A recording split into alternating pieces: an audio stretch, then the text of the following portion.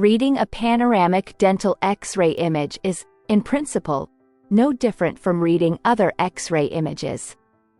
As in all X-rays, the image in panoramic dental X-rays is formed by passing through the tissues and reaching the opposite side. The area where X-rays reach and turn into an image can be a film or a digital sensor. In devices using traditional film, the image is printed on X-ray film, and in devices using digital sensors, the image is transferred to the computer screen. After the shooting phase, comes the phase of reading and interpreting the image. Since the light and contrast settings of the resulting image can be changed later, digital panoramic X-ray images offer a much more advantageous ease of reading. First, it should be checked whether the X-ray was taken correctly and whether the patient is positioned appropriately.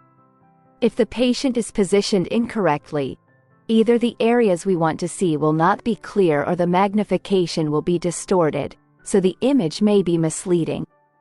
Panoramic dental X-ray image is formed by the projection of X-rays to the opposite side.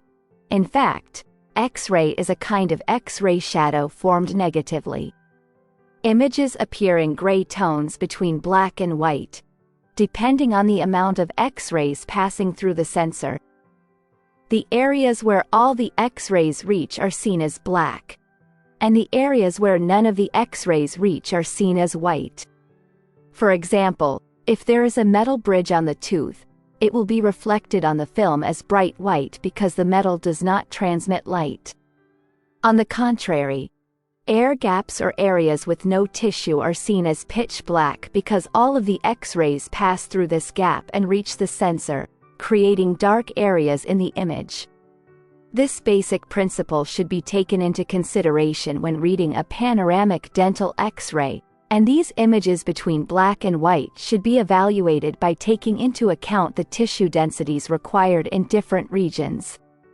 Since anatomically interpreting radiological images is a completely different field of expertise, we will try to clarify the subject with a few very basic examples. For example, when we examine tooth roots, we need to see the spongy bone tissue after the root tip ends. Under normal conditions, this tissue is observed in a homogeneous contrast distribution and in a different gray tone than the tooth. If there is an area around the root tip that appears darker than normal, or even black, it is thought to be a tissue weakening or a gap in the bone. It is the dentist's responsibility to question and determine what type of lesion this formation is. To give a different example, when we examine the teeth, we see the enamel dentin layers and pulp in different shades of gray, ranging from light to dark. If there is an area that looks whiter between these formations, it is thought that there is a different condition in the relevant tooth. This could be a dental filling, calcification, root canal sealer, or something else entirely. Detecting and diagnosing whatever intense element is blocking the light and causing different contrast and gray tone is an issue that the dentist should pay attention to. In short, when reading a panoramic X-ray image, it is important to remember that it is a play of light and shadow and evaluate it accordingly. Since light is a variable element, the amount of light is an important factor that affects the formation of the panoramic image and our reading of it. We call the light in the X-ray the X-ray dose. In general, if the dose is insufficient, the images will appear blurred and hazy. If the dose is too high, the images will appear dark and dark.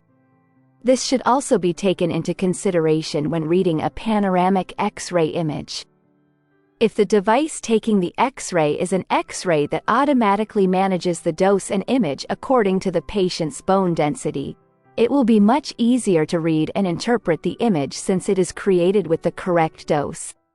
Panoramic radiographs have many useful applications, but the observer must be attentive to examine the image thoroughly. Therefore, a systematic approach is recommended. This video is for informational purposes only.